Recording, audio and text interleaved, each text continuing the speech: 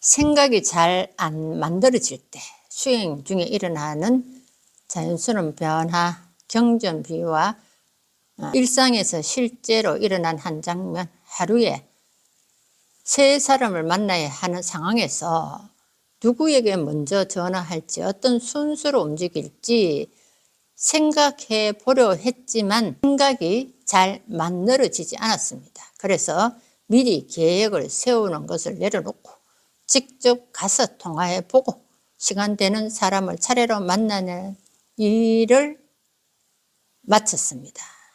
그리고 나중에 보니 생각한다고 해서 생각대로 되는 것이 아니라는 사실이 또렷이 보였습니다. 이 경험은 수행 중에 일어나는 일일까요? 결론부터 말하면 수행 중에 충분히 일어나는 일입니다. 이 현상은 기억력 저하도 아니고 판단력 상실도 아닙니다. 오히려 생각을 조작하는 힘이 약해지고 알아차림이 앞서 작동하기 시작할 때 자주 나타나는 변화입니다. 중요한 점은 일이 해결되었는가입니다. 실제로는 만나야 할 사람을 만났고 필요한 통화도 했으면 일은 마무리되었습니다.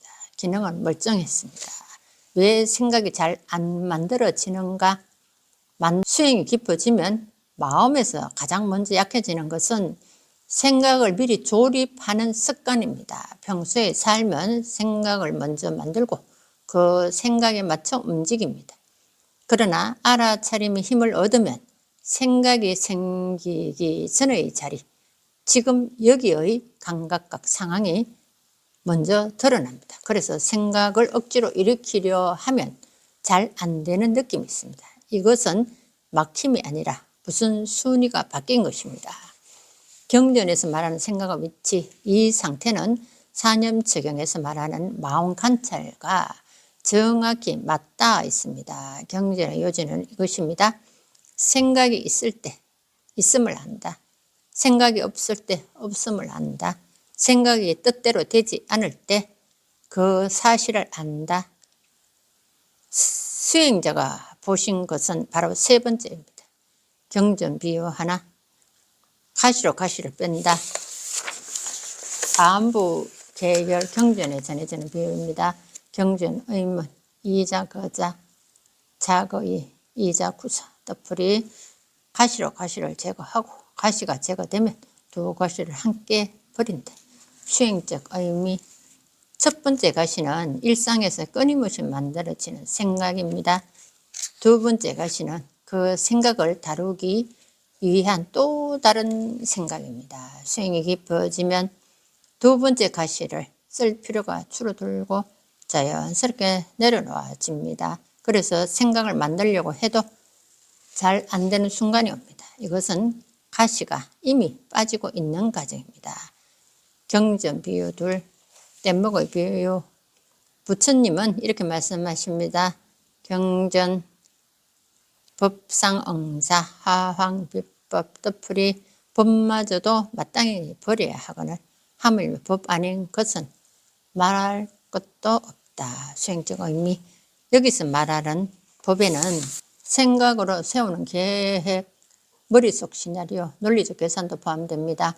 강을 건널 때는 필요하지만 강을 건넌 뒤에도 붙잡고 있으면 그것이 짐이 됩니다. 수행자가 겪은 상황은 뗏목을 내려놓고도 강을 건넌 경우입니다.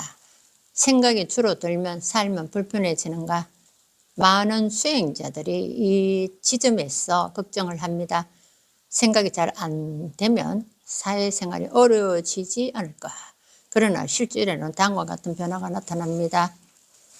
미리 계획은 줄어들지만 현장 대응은 더 정확해집니다. 머리 계산은 줄어들었지만 상황 판단은 빨라집니다.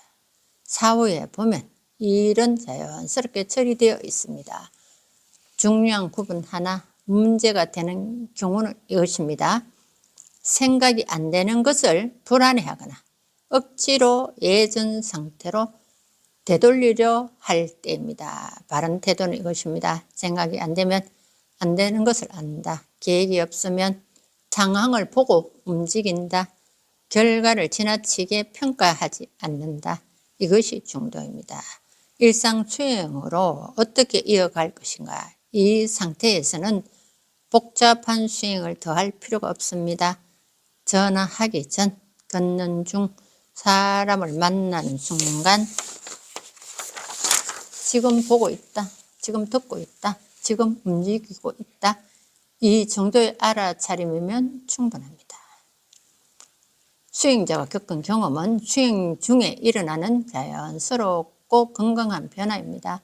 생각이 사라지는 것이 아니라 생각에 대한 집착이 약해진 것입니다. 삶은 생각으로만 굴러가지 않습니다. 알아차림이 자리를 잡으면 삶은 스스로 조정됩니다. 핵심 문장, 생각이 잘 안 되는 것이 문제가 아니라 생각이 뜻대로 되지 않음을 뚜렷이 아는 힘이 생깁니다.